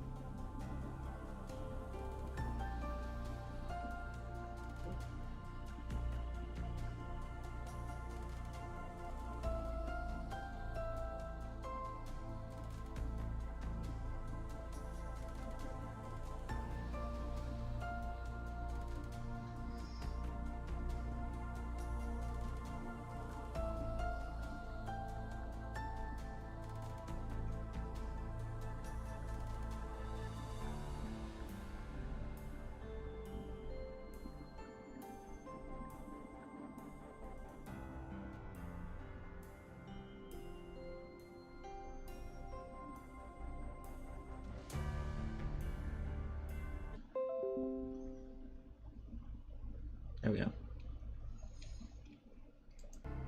And it's not that I hate Ren Tosaka. She just isn't I just don't like tsunderes. I already explained this, I think. It looks like someone I know. But I can't think why this girl I known would have a reason to be there. It doesn't seem like she's going to do anything up there. But she's just standing there looking down on the city as the wind ruffles her hair. Who the hell does she think she is? Batman? What motherfucker is it? I am the city's... Cut up. I am the city's protector. Where is she? Justice for Gotham. Okay, let me stop. I am fucking cringe. But she's standing there looking down at the city. She doesn't seem to notice me down below. Oh, she did. Actually, there's no way she could see me. Even my near perfect vision enhanced with Magecraft can barely distinguish what's up there. I'm able to tell her she's up there because she's isolated. And there's no way she would be able to pick me out of a crowd on the ground. She's just looking down at the town. It seems like she's looking for something. I can almost feel her sharp gaze even at the distance. I forgot how long it's been, but I continue to look up at the girl standing in the void. She's standing there at the top of the high tower. She looks like a magician looking down at the surface world with the bright moon shining right behind her. Oh, and then she disappears, apparently done with whatever brought her up there. The rooftop stands empty, and the scenery returns back to normal, to the beautiful night sky. Wait a fucking second. Was that Tosaka up there? I can't be sure, but I'm probably right about who it was, at least. Shio goes up to Tosaka and be like, "Yeah, I saw you, Batman perching yesterday. But there aren't many girls who I know standing out like her, and besides, I'm not out of it. So I failed to notice a girl I secretly admire." Huh? It's just, Tosaka sure has a weird way of spending her time.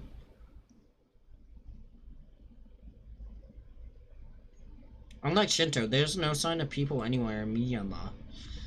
There's nobody around.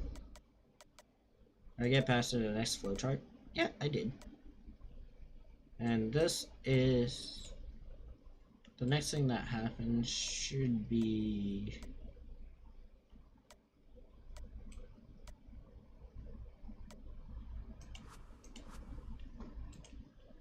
the house I saw this morning stands across the intersection. There's no sign, and a no trespassing sign hangs over the front door.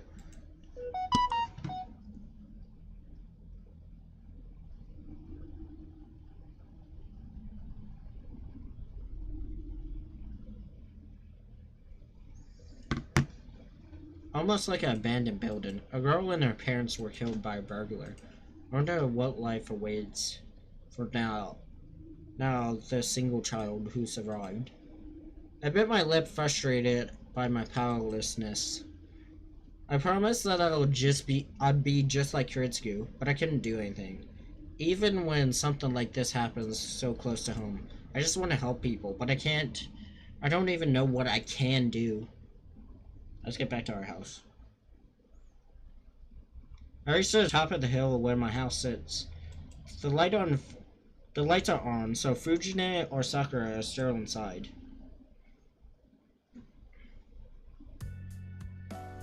I'm home! Oh, it's just you, Fujine. Oh, welcome back, Shiro. Fujine turns towards me, munching on a rice cracker. The TV is turned to a lively variety show. You're home late again. Didn't I tell you to come home earlier? Since it gets dark so fast in the winter. I am home early. I had to work until 8, so so get off my back about that. So where's Sakura? I don't see dinner already prepared. さくらちゃんなら早めに帰ったわよ。今日は用事があるからって晩ご飯だけ作ってくれたの。 Sakura went home early. She said she had something to do today, so she just came and made dinner. Fujine cheerfully replies, and as far as I'm concerned, anyone who makes food is a good person. I see, that's probably a good thing for now. It's been dangerous lately, so maybe I'll take over from making dinner until the new school term starts. 反対。シロ帰ってくるの遅いじゃない。 Objection! You come home so late. If you make dinner when you get back, I won't be able to eat till after 10. Couldn't you just eat at your own house? だからここが私。 What are you talking about? This is my home. No, it isn't! Fujine tilts her head puzzled. Honestly, I'm not sure if a response like that should make me happy or sad. She's fine. I know it's pointless asking you to make dinner. By the way, what's that you got there? You didn't bring over more junk, did you? Fujine has a tendency to leave a bunch of junk here. She'll bring stuff like bowls from restaurants that are too big to be functional and unnecessary heavy earthen teapots or a weird guitar that plays itself. She thinks that this place is a convenient storage or something. Show it to me. Show it to me. I'm gonna toss it in if it's trash. うちで余ったポスターだけど。 This thing? It's just a poster. Fujine hands me the poster. It's probably a poster of some no-name singer. Let's see.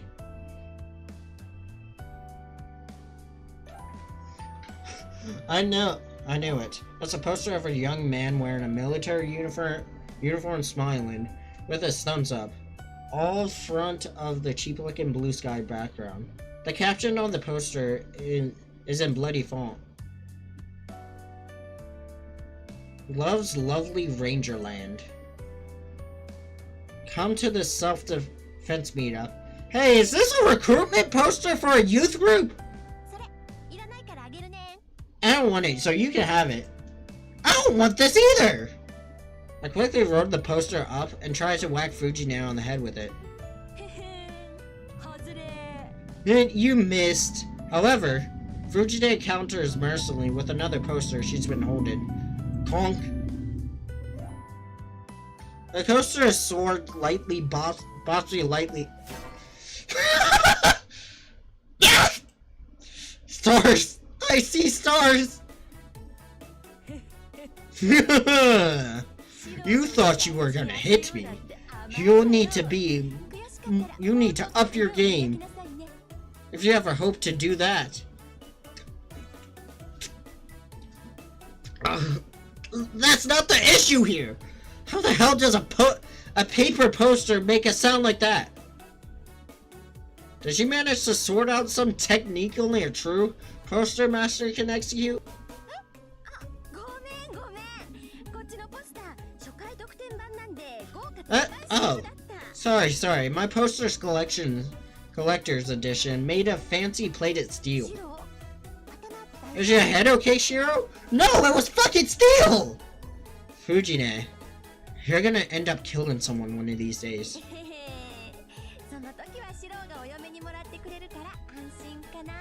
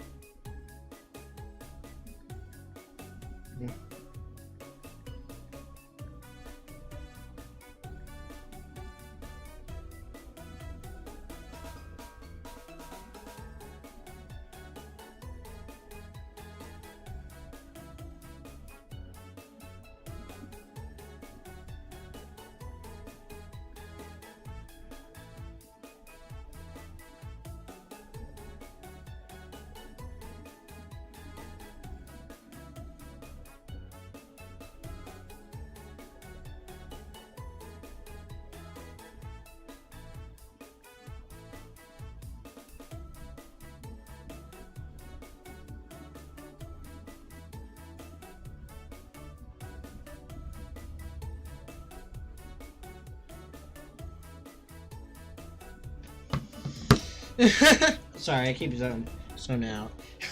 If that time ever comes, it'll be all good because you'll swoop in and marry me. Dog, I'll be the one to die if you... Yeah, not a chance. I'm not marrying a natural born killer. 私そんな物騒なのじゃないと思う。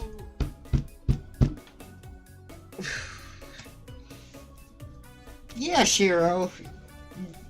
I'm gonna remember that at the end of every single route. Because every single route, they have at least killed like one person before. I know Altaria has killed multiple. I know Sakura has killed multiple people. I don't think I'm that violent. You would be that unaware of your own actions. Pray that I survive. I'll have to be very careful from now on if I'm gonna have any hope of avoiding being murdered. Keep talking big, but now I'm hungry, Shiro. I've been waiting for so long, so let's eat already. Fujine gets up. What's up with Fujine? She must be really hungry as she's offering to help. Even if she just helps setting the table. Fine, then you take out the plates and bowls. And you can at least scoop the rice into bowls.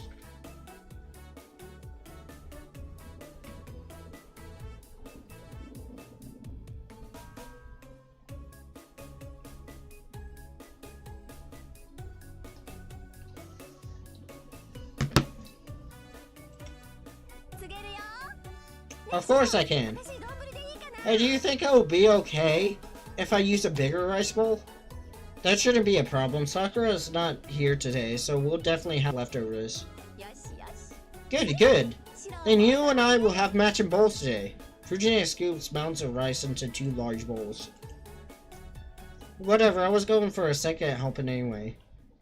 And if I meddled in what Fujine does now, we may not have any dinner. Besides, this is the kind of chaotic scene dinner at my home. Has been for years.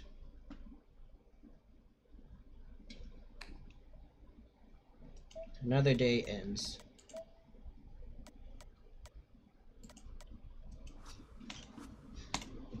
We finished our rowdy dinner. After I see Fujine off, I take a bath.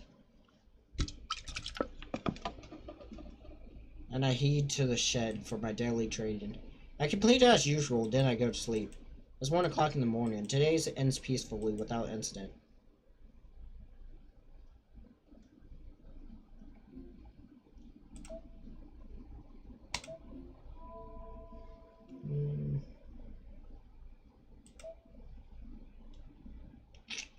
Should I end?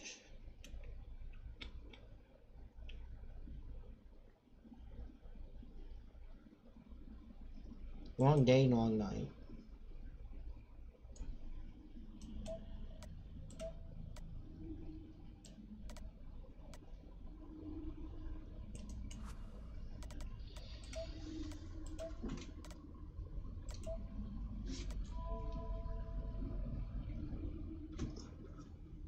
Okay, I'm gonna end off this part right here.